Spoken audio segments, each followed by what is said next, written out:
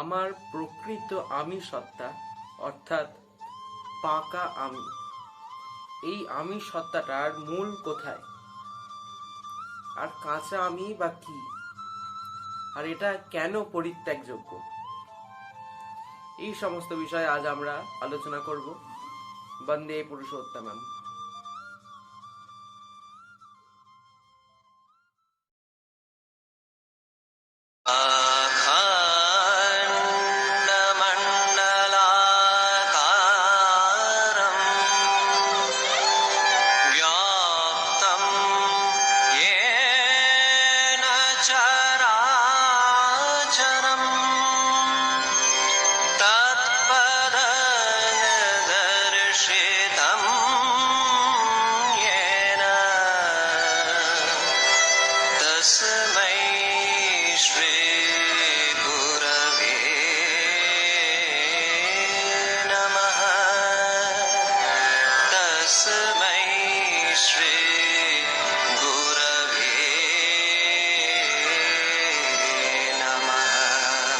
যেহেতু আমরা আজ আমাদের প্রকৃত আমিত্ব সত্তার সন্ধান করছি, সেই জন্য প্রথমে আমাদেরকে যে সমস্ত নকল আমিগুলোকে নিয়ে অর্থাৎ কাঁচা আমিগুলোকে নিয়ে আমরা পড়ে রয়েছি সেগুলোকে শনাক্ত করা শিখতে হবে।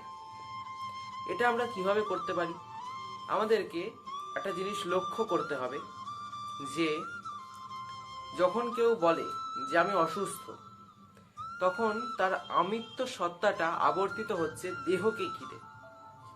আবার সে যদি বলে আমি হতাশাগ্রস্ত, তখন তার আমিত্ব সত্তাটা আবর্তিত হচ্ছে তার মনকে ঘিরে। অর্থাৎ প্রথমটা অন্নময় কোষকে ঘিরে আবর্তিত হচ্ছে, দ্বিতীয়টা মনোময় কোষকে ঘিরে আবর্তিত হচ্ছে। আবার কেউ যদি বলে যে আমি স্বামী, তাহলে যে ব্যক্তি বলছে এটা, তার সামনে যদি তার স্ত্রী থাকে, সেই স্ত্রী অথবা তার কোনো অধস্তন কর্মচারী, তাদের উপর নির্ভর করছে যে তার আমিত্ব সত্তাটা আসলে কোথায়। আমি যদি বলি যে আমি কলকাতা নিবাসী, তাহলে আবার আমি যেখানে আছি, আমার এই দেহটা যেখানে পড়ে রয়েছে, সেটার উপর নির্ভর করছে যে আমি কি, আমার আমিত্ব সত্তাটা কি। এই এত রকম ভাবে পরিবর্তনশীল যে আমিত্ব সত্তা, অর্থাৎ আমার অস্মিতা অর্থাৎ আমিত্ব যেটা, এটা পরিবর্তন হয়ে যাচ্ছে বিভিন্ন ক্ষেত্রানুযায়ী, এটা পরিবর্তন হয়ে যাচ্ছে। এই পরিবর্তনশীল আমিটা কি কখনো প্রকৃত আমি হতে পারে? কখনোই এটা পারে না। কেন পারে না? কারণ এটা একটু লক্ষ্য করলে বোঝা যাবে, অথবা প্রত্যহ এই ব্যাপারটা অভ্যাস করতে হবে যে আমার এই আমিটা পরিবর্তিত হয়ে যাচ্ছে। এটাকে পরিবর্তন করা, হ্যাঁ আমার দেহেতে হচ্ছে ঠিকই আছে, কিন্তু আমার মনে যেন এটা স্পর্শ না করে এই পরিবর্তনটা। তো এটা আমার কন্ট্রোলে থাকা দরকার, যে আমি যেন নিজেকে না ভাবি এত কিছু, আমি এত কিছু নই, একটাই মাত্র ব্যাপার। এত কিছু ব্যাপার কিন্তু আমাদের মনরূপী জলের মধ্যে উত্থিত কিছু বুদবুদের মতো। অর্থাৎ মন একটা ক্ষেত্র, সেই ক্ষেত্রের মধ্যে উদ্ভূত বুদবুদগুলো হচ্ছে এই সমস্ত যে কাঁচা আমি, সেইগুলো। এই আমিগুলো কিন্তু আসল নয়। এগুলো কিছুক্ষণের জন্য, কিছুদিন পর আবার এগুলো পরিবর্তিত হতে থাকে, অর্থাৎ প্রকৃত আমি নয়। আর এটাই যদি সত্য হয়ে থাকে, তাহলে আমার কোনো অস্তিত্ব থাকতে পারে না। এই ব্যাপারটা যদি সত্য হয়ে থাকে, তাহলে আমার কোনো অস্তিত্ব থাকতে পারে না। তাহলে এই সত্য বিষয় এবার আমরা আরো গভীরতায় ঢুকবো, যে আমিত্বের উৎসটা ঠিক কোথায়, প্রকৃত আমিটা ঠিক কোথায়। এইগুলো কিছুদিন অনুভব করতে হবে। খেলার ছলেই আমরা অনুভব করতে পারি এটাকে, বা আত্ম সমীক্ষা এটা হিসেবে আমরা নিতে পারি, যে আমি নিজেকে নিজে সমীক্ষা করছি যে আমার কতটা আধ্যাত্মিক উন্নতি হয়েছে, এই টাইপের এই ধরনের ব্যাপারগুলো। দেখুন, পড়াশোনা, আমি যদি এটা বইতে একটা ব্যাপার পড়ি, তাহলে সেটা মুখস্থ বিদ্যা হলে উপলব্ধি কখনোই নয়। আর আমরা চাইবো যে আমরা যেন উপলব্ধ সত্যটা করতে পারি, কারণ উপলব্ধ সত্য সবসময় সত্যই হবে। এবার যে ব্যাপার সেটা হচ্ছে, এটাই কিছুদিন অনুভব করতে হবে। তারপর অনুভব করতে করতে এটা বুঝতে পারবেন যে মানব বুদ্ধি হংকার চিত্তাদি নাহং ন সূত্রং ন জিহ্বা ন চ ঘ্রাণ নেত্রম न च ব্রহ্ম ভূমির न তেজো न বায়ু চিদানন্দ রূপ শিবোহম শিবোহম। এই মনোময় কোষ, হাড়, রক্ত, মজ্জা, মাংস, দেহের চামড়া, এই সমস্ত ছেড়ে, এটা যদি আপনি অনুভব করতে থাকেন বা আমরা অনুভব করতে থাকি, তাহলে এই সমস্ত ছেড়ে আমার আমি সত্তাটা অত্যন্ত ঊর্ধ্বে উঠতে থাকবে। আর এটা আমরা বুঝতেই পারবো নিজে থেকেই যে আমাদের আমি সত্তাটা আস্তে আস্তে আমরা বুঝতে পারছি যে প্রকৃত আমিটা কোথায়।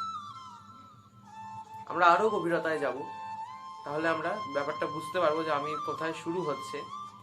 আসলে যখন আমি বুঝতে পারবো যে এই সমস্ত আমিগুলো, এগুলো আমার কাছে এক একটা বুদবুদের মতো, আমার মনরূপী জলে যেগুলো উদ্ভূত হচ্ছে। কিন্তু এই জলটা কি, এই স্বয়ং যে জল, যে জলটাতে এগুলো উদ্ভূত হচ্ছে, সেই স্বয়ং জলটা কি?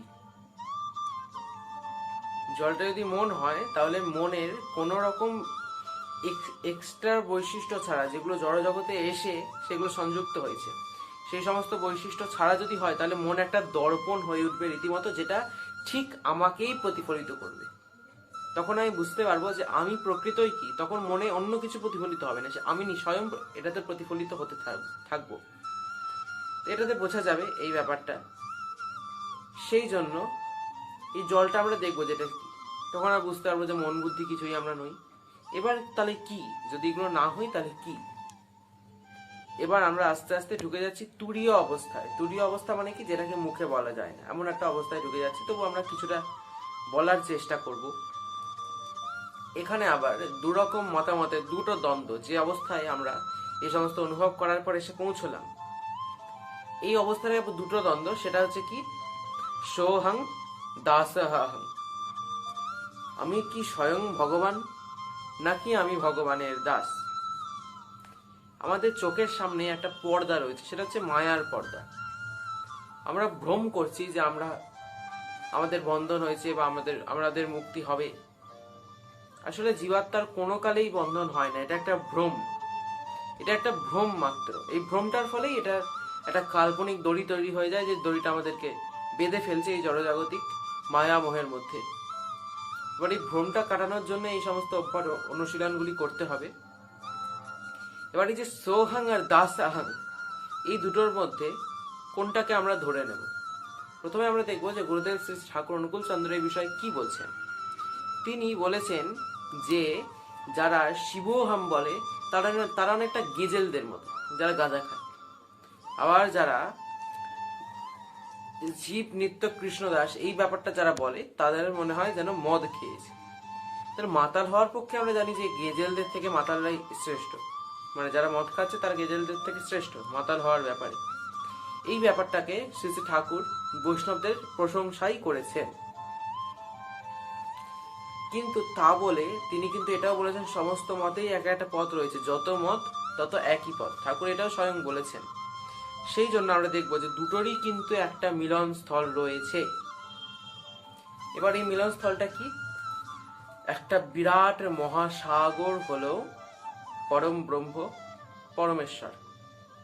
এবার আমরা তাকে সত্য বলি, তুরীয় অবস্থায় অবস্থান বলি, ব্রহ্ম বলি, পরম ব্রহ্ম বলি, যাই বলি, তার মধ্যে উদ্ভূত তরঙ্গ, এই তরঙ্গগুলো হচ্ছে আত্মা। অর্থাৎ আমরা হচ্ছি সেই জীব আত্মা। আত্মা সত্তার উপলব্ধ হওয়ার আগে পর্যন্ত কিন্তু এগুলো মুখস্থ বিদ্যা।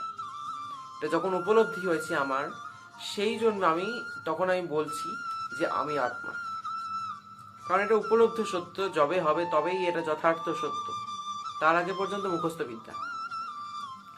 সেই সময় যখন আমি বুঝতে পারবো আত্মা, তখন বুঝতে পারবো অবশ্যই আমি জলের তরঙ্গ। সেই জন্য আমার মধ্যেও জল আছে। এই যে জলটা রয়েছে, আমার তরঙ্গের মধ্যেও জল আছে। কিন্তু ব্যাপারটা কি, জলের তরঙ্গ হয়, তরঙ্গের কখনো জল হতে পারে না। সেই জন্য জীব নিত্য কৃষ্ণ দাস এই কথাটা ওই যে শিবোহাম রয়েছে তার থেকে একটু সহজবোধ্য এবং শ্রেষ্ঠ। কারণ শিবোহাম ভাবতে গেলে বা সোহাম ভাবতে গেলে অনেক ক্ষেত্রে এটা অহংকার চলে আসতে পারে। যেমন ধরুন সুখদেব গোস্বামী, প্রহ্লাদ, এরা সকলে সাকার নিরাকার দুটিই সাক্ষাৎকার করে ভক্তের আমি দিয়ে রেখেছিল, না হলে তার কিছু নিয়ে থাকার মতো তার কিছু নেই। আর নির্বিকল্প সমাধি হলে যখন নিজেকেই সে ব্যক্তি ভগবান দেখবে, অন্তত এই পার্থক্যটা থাকেই, এটা চিরকালই আছে আর চিরকালই থাকবে, যে জলেরই তরঙ্গ হয়, তরঙ্গের কখনো জল হয় না। সুতরাং আমরা পরমেশ্বর ভগবানের দাস, তার অংশজাত। অবশ্যই আমরা বলবো যে তত্ত্বমসি, তিনি আমরা, তার এক একটা অংশ। আগুনের অংশ আগুনই হবে, কিন্তু তবুও এই দাস ভাব থাকলে তবে প্রহ্লাদ, সুখদেব এদের মতো মহান বৈশিষ্ট্য, মহান আত্মাগুলো পৃথিবীতে প্রদর্শিত হয়। এমনকি শঙ্করাচার্য পর্যন্ত বিদ্যার আমিটা রেখে দিয়েছিলেন। এই আমিত্বর এই হলো একমাত্র রিয়েল আইডেন্টিটি, যে এটা হলো একটা পিসফুল সোল, শান্তিপূর্ণ আত্মা। এটাই হলো এই আমির আসল আইডেন্টিটি, যেটাকে আমরা বলতে পারি সোহাং বা জীব নিত্য কৃষ্ণদাস। এটাকে আমরা মিলন্ত করিয়েই দিলাম এই দুটো ভাবে। সুতরাং আমরা এটা বুঝতে পারছি, শিবোহম শিবোহম, আমি আত্মা। আজ আমাদের আলোচনা শেষ। জয় গুরু, বন্দে পুরুষোত্তমম। ওম নমো ভগবতে বাসুদেব।